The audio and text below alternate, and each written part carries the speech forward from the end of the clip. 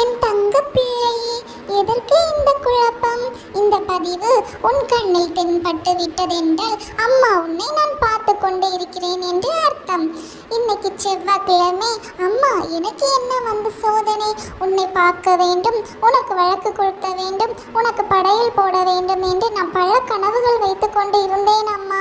எனக்கு ஏன் இந்த சோதனை?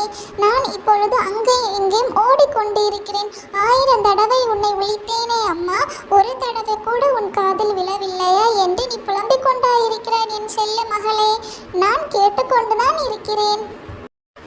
என் மகள் எவ்வளவு கஷ்டப்பட்டு கொண்டிருக்கிறாள், கண்ணீர் வடித்து கொண்டிருப்பதை நான் பார்த்து கொண்டுதான் இருக்கிறேன். இதற்கு வேண்டி அம்மா இல்லை என்று ஆயிருமா என் தங்க பிள்ளையே? எப்பொழுதும் தன் பிள்ளைகளை அளவிட்டு தாய் பார்த்து கொண்டு இருப்பாளா என்று நீ நினைக்கிறாயா? இல்லை, நான் ஒரு பொழுதும் உன் அழுகையை நான் பார்த்து கொண்டே இருக்கவில்லை. அதற்கு என்ன வழியோ, உன் பிரச்சனையை சரி செய்ய என்ன வழி இருக்கிறதோ அதை நான் பார்த்து கொண்டுதான் இருக்கிறேன். கூடிய சீக்கிரத்தில் உனக்கு எல்லாமே நன்றாக நடக்கும், நல்லதே நடக்கும். உனக்கு யார் விரோதியாக இருக்கிறார்களோ அவங்களை கூட சீக்கிரத்தில் 2 நாட்களுக்குள் வந்து உன் காலில் விழுந்து என்னை மன்னித்து விடு, நான் தெரியாம தான் செய்து விட்டேன், அதற்கு எனக்கு பெரிய தண்டனை கிடைத்து விட்டது என்று உன்னிடம் வந்து அழுவார்கள். நீ பார்த்து கொண்டே இரு.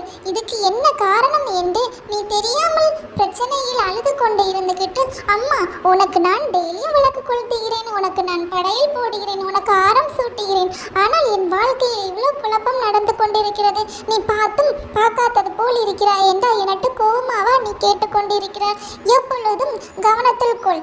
தனது பிள்ளைகள் கஷ்டத்தில் இருக்கும்போது தாய் நிம்மதியாக இருக்க மாட்டாள். இன்று எனக்கு நீ விளக்கு கொளுத்தி 1/2 மணி நேரத்திற்கு பிறகு உனக்கு ஒரு நல்ல செய்தி காத்து கொண்டே இருக்கும். அம்மா இருக்கிறேன் என்று அப்போ நீ உணர்வாய். உனக்கு எந்த பிரச்சனை இருந்தாலும் நான் அதை தட்டி விட்டுருவேன். உனக்கு உயிருக்கு பிரச்சனை வரும்போது கூட உன் உயிரை நான் பல முறை காப்பாற்றி விட்டிருக்கேன். அதுவும் உனக்கு நன்றாகவே தெரியும். சிறிது கஷ்டம் வந்தவுடன் அம்மா இல்லை என்றும் நான் உன்னை பார்க்கவில்லை என்றும் ஒரு பொழுதும் நீ எண்ணி விடாதே. தனது பிள்ளையை விட்டு தாய் எப்பொழுதும் தூரமாக இருக்க மாட்டாள். தாய் கண்ணுக்கு தெரியாமல் இருந்தாலும் காற்றாக உன்னை நான் சுத்தி கொண்டிருப்பேன். நான் கண்ணுக்கு தெரிய வேண்டுமா, இல்லை காற்றாக உன்னை எப்பொழுதும் நான் சுத்தி கொண்டு வர வேண்டுமா என்று நீ முடிவு எடுத்துக்கொள்.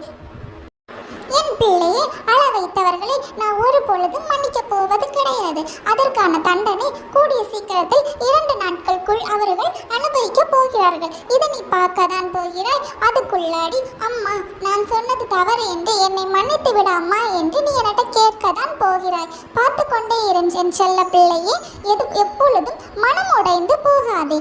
நான் இருக்கிறேன், எப்பொழுதும் நான் உனக்கு துணையாக இருக்கிறேன். இந்த முத்தாரி எப்பொழுதும் துணையாக இருப்பாள். இந்த முத்தாரி எப்பொழுதும் துணையாக இருப்பாள். இந்த முத்தாரி எப்பொழுதும் துணையாக தான் இருப்பாள்.